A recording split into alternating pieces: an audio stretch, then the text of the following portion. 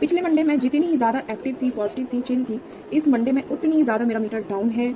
मेरा जो है काम में बिल्कुल मन नहीं लग रहा है, बिल्कुल आलस आलस जैसा फील हो रहा है। मेरी जो आंखें हैं वो अजीब सी हो रही हैं, ऐसा लग रहा है मैं सो जाऊँ, बट मैं सो नहीं सकती क्योंकि मेरे पास बहुत सारे काम हैं। अभी जो मेरा बच्चा है उसको भी मुझे सारी चीज़ें करनी है, तो मैं सो तो नहीं सकती, लेकिन इसलिए मैं खुद को फ्रेश अप करूँगी इस चाय के साथ। तो चाय बना ली है मैंने, पहले कान्हा को नाश्ता करा दिया था। मैं कितना भी लो फील करूँ ना, लेकिन मुझे मेरा जो एसेंशियल वर्क है, जैसे बच्चे के पीछे जितने भी काम होते हैं ना, उसमें मैं बिल्कुल भी लापरवाही नहीं करती हूँ। मतलब कोशिश मेरी यही रहती है कि मैं बच्चे के पीछे कोई लापरवाही ना करूँ।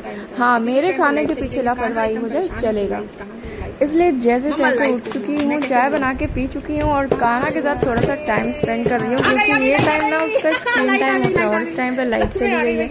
अब वो बेचारा जब टीवी नहीं चलती है तो उसे कोई ना कोई चाहिए होता है। और यहाँ पर बैठ के वो पता नहीं क्या खा रहा है, मतलब कुछ खा नहीं रहा है, बस ऐसे ही जस्ट अपना मुंह हिला रहा है। और यहाँ पे लाइट आने के बाद उसको क्या करना चाह रहे हो बेटा? उसको अचानक से क्या हो जाता है समझ में नहीं आता। कभी किसी चीज़ के लिए रोता है, कभी किसी चीज़ के लिए रोता है, तो ये चीज़ें तो लगी रहती है। उसको नहला धुला के मैं नीचे आ गई हूँ। नीचे पहुँचते ही ना सबसे पहले मैं चावल डालती हूँ। तो यहाँ पे मैं क्योंकि राइस कुकर में चावल बनाती हूँ ना, तो पौने घंटे 1 घंटा लग जाता है। उसके बाद मैं बना रही हूँ यहाँ पे भालू और घोड़े की, मतलब कि आलू और बोड़े की सब्जी। तो बोड़ा हमारे यूपी में बोलते हैं इसको, यहाँ पर इसको भरबटी बोलते हैं। तो यहाँ पर ना मैंने बना लिए हैं, मतलब कि आलू पील कर लिया है, बोड़े को धुल लिया है और इसे अब मैं काट दूँगी बढ़िया से।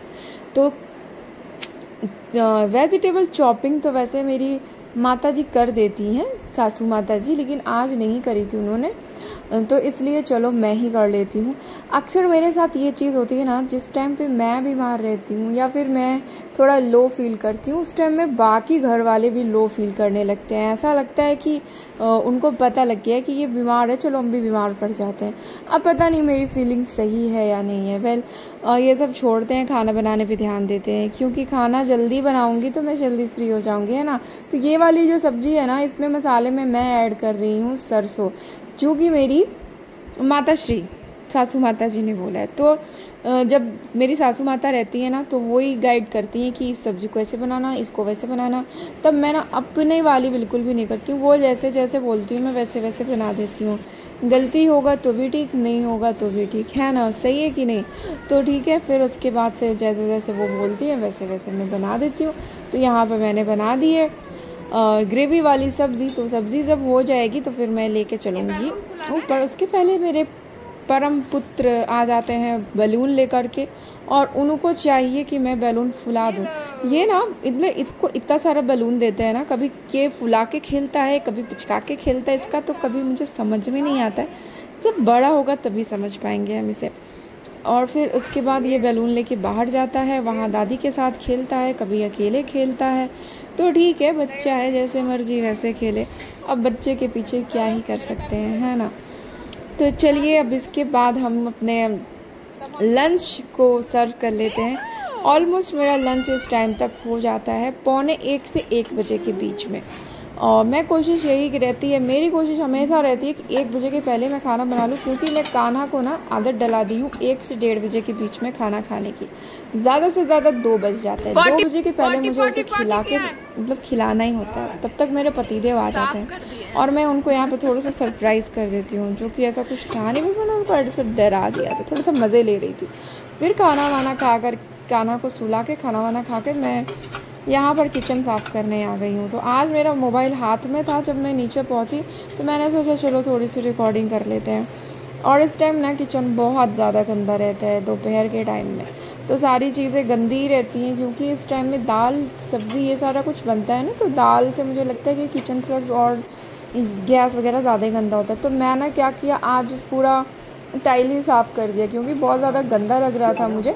ऐसे में जो गैस के सामने जितनी टाइल है ना, उतनी मैं रोज़ ही पोंछती हूँ, लेकिन अभी साइड में ना थोड़ा सा तेल तेल जैसा लग रहा था, तो मैंने पूरा आज इस साइड का पूरा टाइल ही साफ़ कर दिया। उसके बाद कान्हा सो के उठा, तो उसकी कुछ इस तरह की नादानियाँ चल रही थी। तो मैंने बोला था ना, ये मेरा कलयुग का कान्हा है, लीलाएँ करता रहता है। तो दिन भर ये कुछ ना कुछ करता है। मैं सोचती हूँ कितना मोबाइल उठाऊँ, कितने इसको रिकॉर्ड करूँ। अब है तो खैर मतलब आजकल की जो फसी मॉम होती है ना, वो सोचती है कि उनके जो बच्चे की मेमोरीज़ है वो एक एक मेमोरीज़ रिकॉर्ड है। तो मैं उसमें से एक हूँ ऑब्सेस्ड मॉम। मैं सोचती हूँ कि मैं उसकी सारी मेमोरीज़ रिकॉर्ड कर लूँ, जो कि पॉसिबल नहीं होती है, तो कुछ कुछ कर लेती हूँ। और फिर आज कान्हा के पापा बहुत जल्दी आ गए थे, तो उन्होंने बोला कि कान्हा को बाहर लेकर आओ, मैं उसे थोड़ा सा घुमा देता हूँ। कान्हा जब घूम के आता है ना ऊपर रूम में, तो उसको पता नहीं क्या ही धुन चढ़ी होती है। वो अपनी चेयर को बेड पर रखता है और उसी पर बैठ के अपनी लीलाएं करने लगता है। तो ये भैया हमारा जो बच्चा है ना, मतलब बहुत रेयर कोई ऐसा दिन जाता होगा जिस दिन वो कुछ नया नहीं करता, लेकिन जब भी मैं इसको कुछ सिखाने की कोशिश करती हूँ ना, तो वो चीज़ वो बिल्कुल नहीं सीखता है। इसके बाद मैं चलती हूँ नीचे, क्योंकि आज मेरी सासू माता है नहीं, मार्केट गई हुई है, तो मुझे ही सब्ज़ी भी काटनी थी, मुझे सारा काम करना था।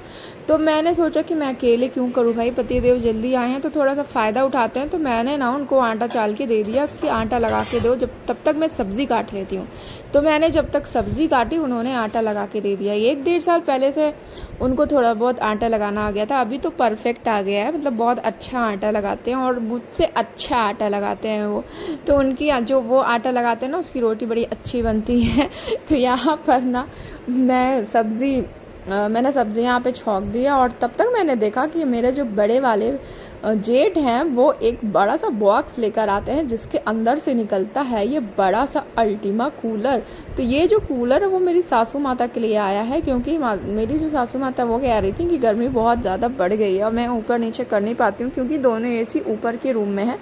तो इसलिए उनके लिए भैया ने कूलर लाया। और कूलर इसलिए क्योंकि उन्होंने एसी के लिए मना किया था। तब तक पतिदेव ने यहाँ पे शरबत बनाई थी, जो कि मुझे भी पिलाया, उन्होंने भी पिया। फिर हम पहुँचे मम्मी के रूम में। हमने देखा कि कूलर में कहाँ से पानी डालना है, कैसे क्या करना है, क्योंकि मम्मी तो करेगी नहीं, वो तो कर भी नहीं पाएंगी। तो इसलिए हमने यहाँ पे सारी चीज़ें सेट कर दी, पानी वानी डाल के उनको दे दिया, और वो आराम से गर्मी में कूलर के मज़े लेते हुए सो गई। तो अगर आप भी रात में ये वीडियो देख रहे हैं तो आप भी सो जाइए। Good night. मिलेंगे अगले वीडियो में, तब तक के लिए टाटा बाय बाय। वीडियो ज़रा सी भी अच्छी लगेगी तो लाइक शेयर किया करिए, कमेंट करके मुझे बताया करिए कि मैं कुछ अच्छा दिखा रही हूँ या बोरिंग दिखा रही हूँ, कुछ इम्प्रूव करूँ या अपना चैनल बंद करूँ।